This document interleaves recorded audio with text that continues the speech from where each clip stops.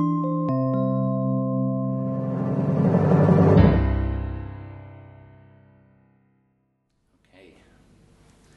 Good morning. Sorry for the delay. My name is Paul Shelton. As you can see, I'm General Manager at the Royal Bournemouth Hospital, and I've been invited to talk to you about the business case stage. Now, I'm no expert on business cases. I don't profess to be. My only claim is that I do an awful lot of them. I'm General Manager for Radiology, Pathology, Oncology and Palliative Care at Bournemouth. And so there's rarely a month goes by when I do not submit a business case for one thing or another. So what I intend to do is try and give you a little bit of what I've learned over the years, which will take about 2 minutes, and then what I've tried to find out about this to hopefully help you in business cases. I'm going to talk a little bit about a definition of business cases, a business case concept and developing a business case, its development into the full business case, submission, and then actually delivering the product at the end. So, as always, we need to start with a definition. This is Wikipedia's best definition that I could find, and as always, it's rather wordy. So my suggestion is that we look at and break it down into what are the most important parts. Firstly, that it must substantiate an argument for a proposal. So you have a proposal, and this really has to drive and substantiate the argument for that and the whole project. Second bit that is important, that this is essential. A business case is essential for driving a project. A couple of years ago, we may have got away with having developments without business cases when money was almost plentiful. Nowadays, when money is so tight, I believe that in most trusts, certainly in mine, I cannot do anything without a business case. So it is essential. And it must substantiate the viability of initiatives and justification of resource investment. Sounds a lot, but it's really showing all the options and justifying why your board should make a money or a resource investment into your project. Another way to say is it's a way to get what you want. Causing a riot may be an extreme way, but some people may go to that. So firstly, what is in it? I always start with mine with a very clear 1 or 2 sentences of what I actually want. I always put myself in the shoes of the people who are going to read it. And certainly our business case review panel, they'll have 15 to 20 business cases every month to read. They do not want to go through 20 pages before they find out what you want. So I always start with very succinctly what I want. The reasons behind it must be there. So after I've explained what I want, I'll explain why I want it. The options for presenting, the benefits that it's going to bring, the risks involved, the cost and the timescale, and an investment appraisal. And finally, an evaluation. Now I will come back and talk about all those in a little bit more detail later on. We start with the concept. First of all, is it an opportunity or the resolution of an issue? I'm not sure that a box of tenner lady for him was an opportunity, but he obviously thought so. We need to scope out what we're going to do. We need to scope the whole entire change to a business. Often, particularly in radiology, I think sometimes we focus in on radiology and we develop a business case for what we want to do, but we forget that that's going to affect the rest of the community, and we must put that in. And so we must have definitive aims, objectives, and scope.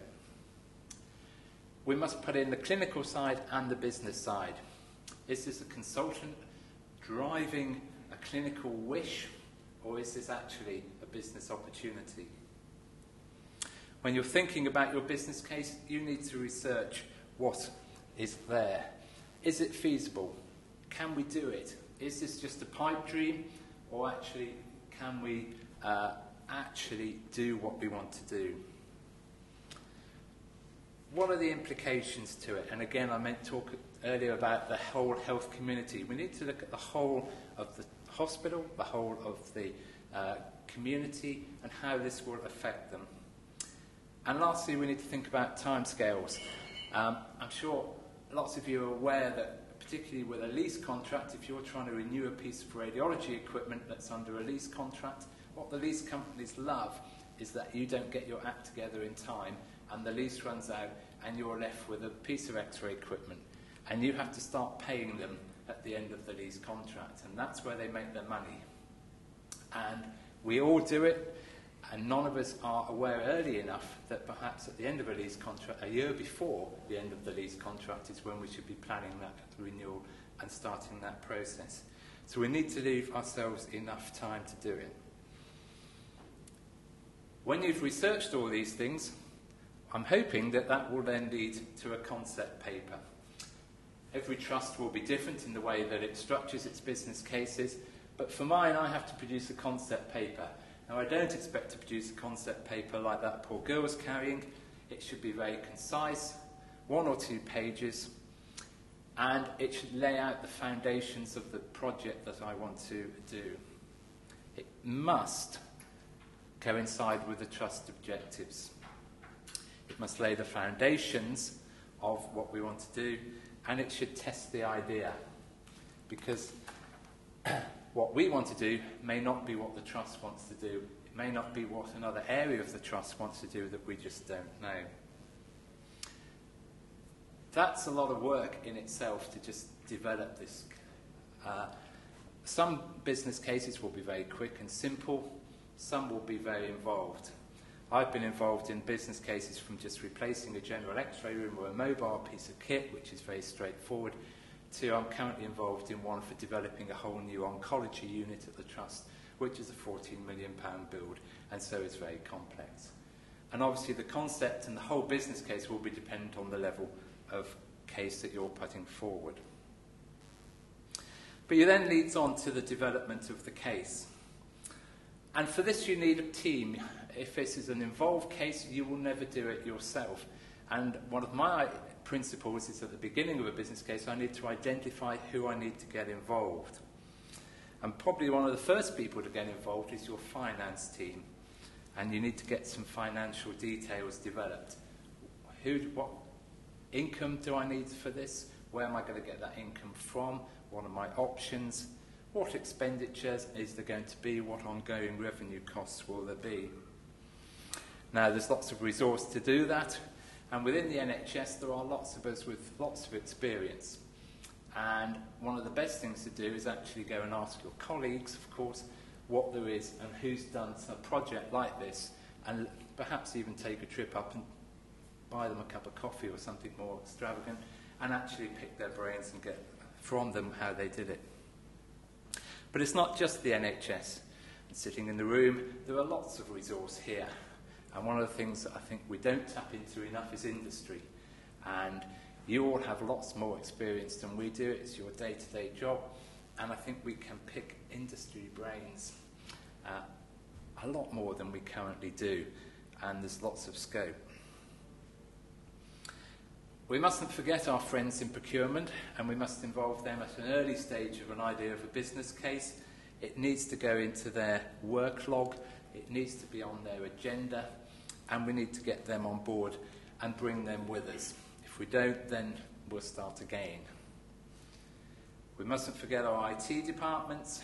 Most projects these days have an IT implication, so we need to get them on board. And most of all, every business case is a team approach. As I said earlier, we can't do it on our own, so we need to bring all these people in to develop a project team. We may want to bring a project consultant in. And on a business case that I've done recently, or is still ongoing, I've enlisted the help of an outside consultant. It's one of the first times I've really done this, but she has proved her weight in gold.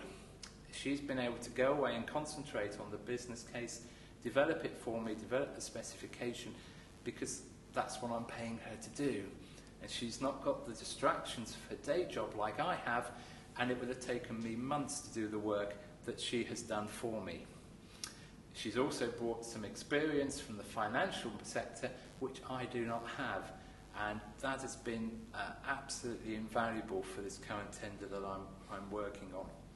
So think about project consultants. Do you need one? Could you get the funding for one? Would that actually pay back? I think there are people out there with great experience, and I don't think we do this enough. And then if it's a large project, do we need to bring in some project management methodologies such as Prince2, etc.? If we do, perhaps we haven't got the experience to do that, and we need to bring other people in to lead the team and do that. Most of all, I think in any project, we need champions. And the one thing that we often get wrong is not having the right champions. And there are various different people that we might need to champion our business case for us. First of all, we're probably going to need clinical champions. So we need to pick some consultants or clinical staff who can drive this business case for us. About 2 years ago, I rolled out voice recognition within radiology, and I picked a consultant radiologist who has a great interest in IT, and I got him trained on this voice recognition first. All the other consultants then saw him with this, and they wanted it because he had it. It didn't matter if it was any good or not, because one of them had it, the others wanted it.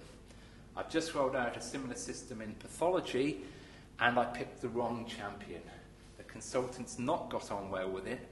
I'm getting a lot of bad press, and now all the other consultants are saying, I don't want it because it hasn't worked with him. And it's not the system, it's I picked the wrong champion. And you need to be very careful who you pick, but you need a clinical champion. And we may need a clinical champion outside of radiology. I remember when we rolled PACS out, which we did before the national programme, we got a clinical champion from several directorates to come and train on the system. We had a cardiologist, an orthopaedic surgeon, and a neurologist, and we got them trained first, and they spread the news in their directorates about how good it was, and then all the others wanted it. We may also need a champion on the board. If you've got a large project going on, you need a director or someone with board level to actually take that to the board and drive it for you and sell the idea. You may also need other managers who can drive the project for you. It may be that you do not have access to the board, and so you need someone with board level experience to drive it. But champions to me are key to any business case success. So once we've chosen our champions, then we have to develop our specification. And for those of you in the room from the industry, this must be the plague of your lives, because we spend hours developing specifications and you spend hours responding to them. And I'm sure neither of us like them, but they are crucial. I think we need to research others and look at what other people do, because to develop one from scratch is very time-consuming and incredibly difficult. And of course, we can get some that are pre-written. I'm not a great fan of long and lengthy specifications, because I ask you for a general X-ray equipment. If I say to you I want it to go to 140 kV and you tell me yours goes to 120 kV, you're not going to change it for me, and do I really care? No, I probably don't. So I think whenever I write a specification, or my team do, I say to them, two questions are crucial. You must put in there what you want it to do, and you must put in there what you need to know to make a decision about what you want to make. All the other facts that we tend to ask, to me, are superfluous. I've never yet bought a piece of X-ray equipment on what kV it can generate. I've bought it on what I want it to do. And so those are the crucial questions. And we need to remember that in putting into our specification, but we must forget that it is actually still crucial. So we've got our business case, we've got our concept approved, we've written our specification, we then go out to the wonders of the tender process. And at the moment, of course, we have the wonders of the debate between OJU or going to the national framework.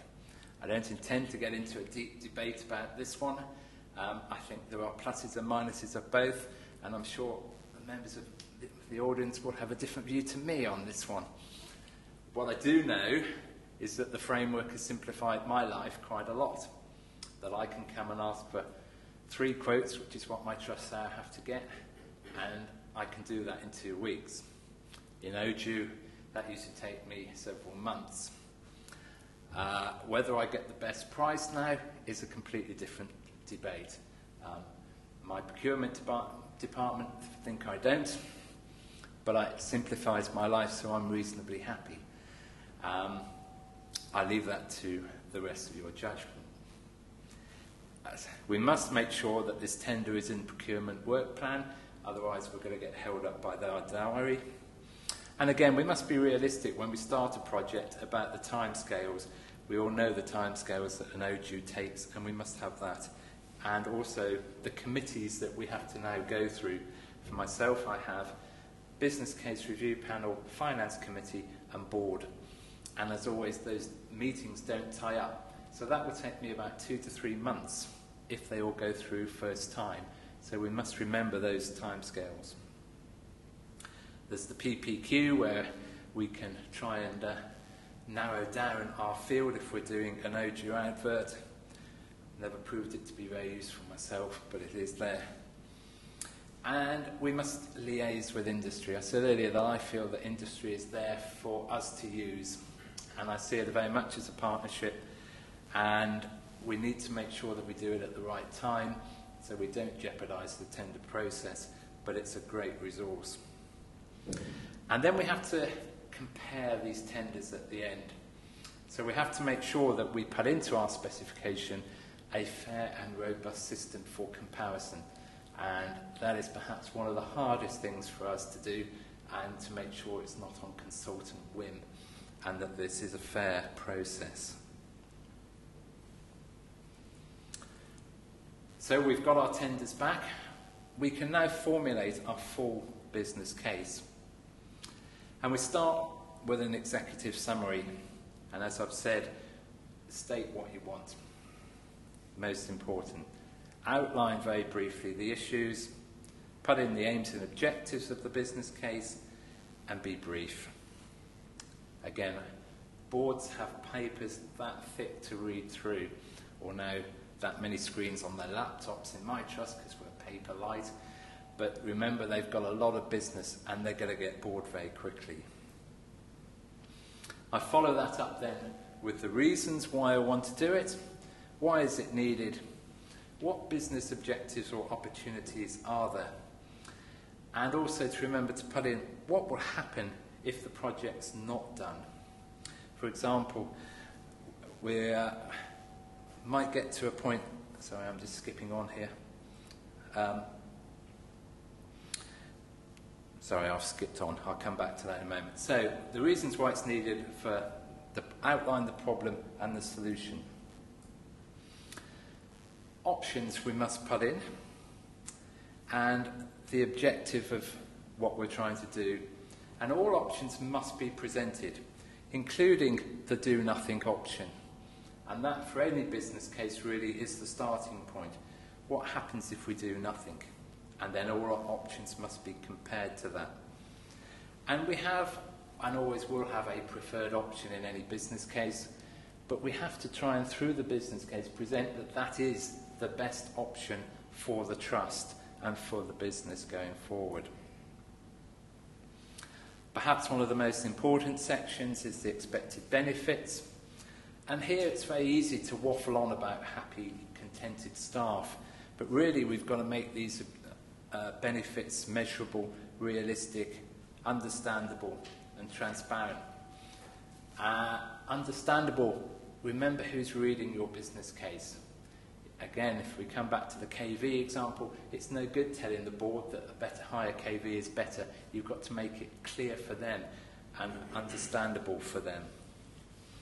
Again, we've got to put timescales in, and it may be worth putting in the negative benefits. What happens if we don't do this option?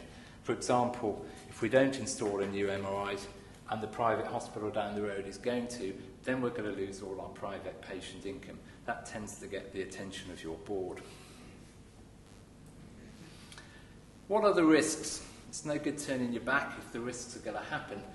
and the hoodies are going to rate number 10 or David Cameron's out the front. You've got to summarise the key risks.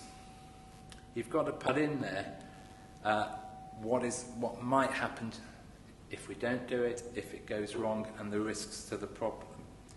They must be managed, so if you identify a risk, you must be able to put in a way that you are going to manage it. But at the end of the day, you are going to be held responsible for this business case, and to my cost, not too long ago, I missed a risk, and that risk happened, and it was my head on the block as to why I'd not raised the risk and identified it earlier. So to me now, identifying risks really is a get out of jail card, that at least I could go back to my board and say, I identified the problem, yes it happened, and this is how we hope to manage it. But you must identify them in the first place. It must have a financial analysis, and it's always got to be judged against the do-nothing option. So if we don't do anything, this will be the situation. If we do this, this is what will happen financially. And I've always found that finances baffle me. Even though I manage 3 major budgets, I still am baffled every month by the budgets that come out. So I always need my finance manager's buy-in to actually help me to portray the financial analysis. It must have all the costs. And again, we've got to think very laterally to think how this may affect the whole trust. So by something we do, does that affect the trust income in another way? And it must have within it all the options for financing the project. At the moment, most of us think if we're buying a new piece of equipment about capital, about leasing. A few of us now are thinking about MESs. But there are other options out there, and if you talk to financial people, they actually can tell you more. And industry at the moment certainly are coming up with more innovative ways of us financing capital projects, and they're out there, we need to research them. And then we've got to do an appraisal of the financial aspects, and again, going back to the first point, the finance manager needs to appraise that and see that. It must be comprehensive. And then it must have an evaluation. Now this may be formal or it may be informal. If it's a large project, it's probably going to have a formal evaluation such as gap analysis or some of these project methodologies that are out there. But if it's a small project, that may be informal, but we need a way of evaluating. And we don't do this well in the NHS, I don't think. I think we do something, we enact a service, and we never really analyse whether it's actually a success or not.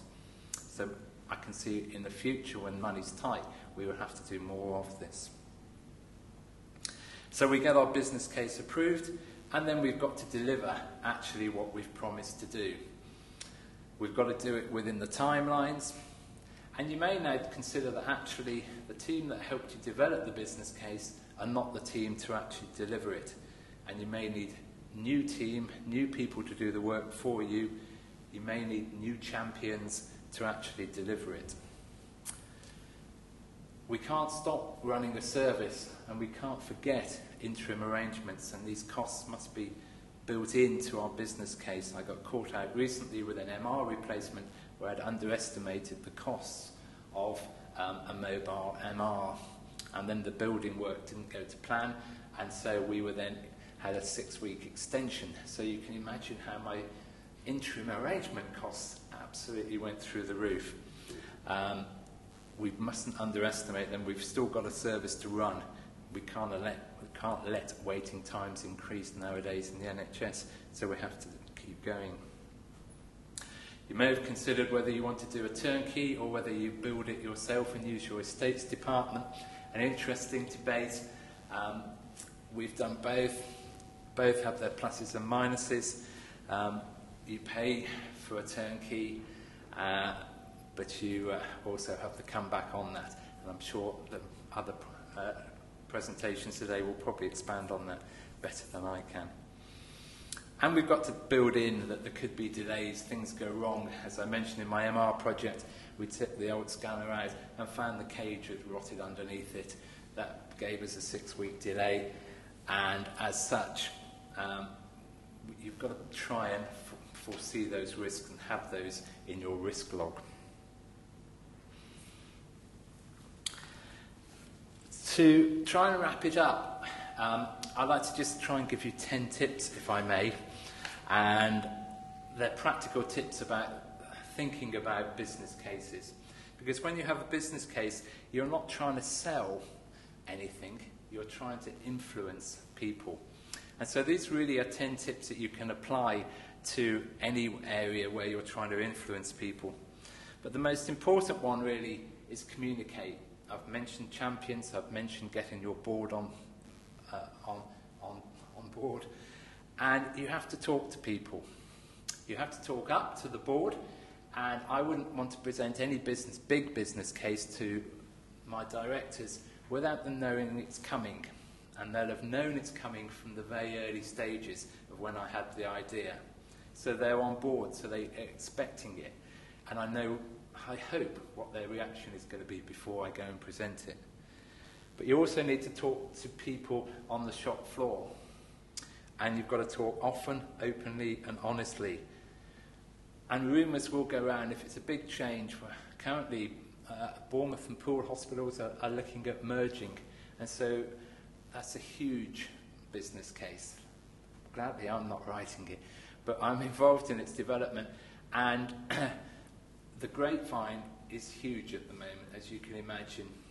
Rumours are abounding, and we need to try and manage those grapevines, meet the staff, be there, actually dispel the wrong rumours, but promote the right rumours so that it's there.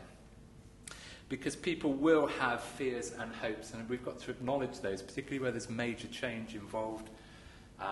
And we need to know what those fears are and take people with us rather than letting those fears develop. If you're developing a business case that's affecting people's jobs, they will be worried, and they need reassurance, or they need to know it's about being open and honest. Mind your language is not about swearing, it's about how you portray what you're trying to do. If you believe in a business case and that it is right and proper, your body language will say that. Whereas if you don't, you will never going to go and influence other people through believing it's the way to go. So they will watch you, they will see what you do, and they will watch you all the time.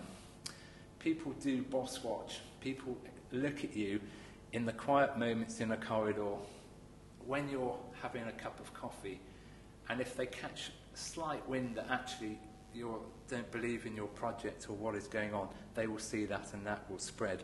So believe and always be aware. Through doing that, you will build trust. So people will believe that what you're doing is right for the organisation and hopefully understand some of the motives behind it. And you need to build that trust again with the people on the shop floor and your board. In which case you can hopefully do it with people, not to them, so that they believe that they are involved, that their fears are engaged. And you need to expose your idea to them at every opportunity. Communicate often, as I said earlier. And help others succeed. Often business cases come with a lot of glory. If it's a really, really good idea, it may get nominated for different awards. And sometimes we've got to swallow our pride and let our chief exec or our board actually take the glory for it, knowing that actually they'll come back and give you a pat on the back. But it's not just about us getting the glory, but the whole trust. It's not about age, and by this I mean it's about not particularly about our own prejudices.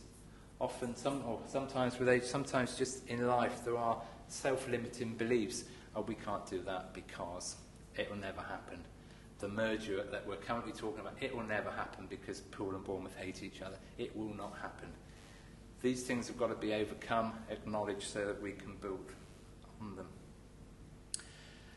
And lastly, we must remember who's at the heart of every business case, that actually it's the patient.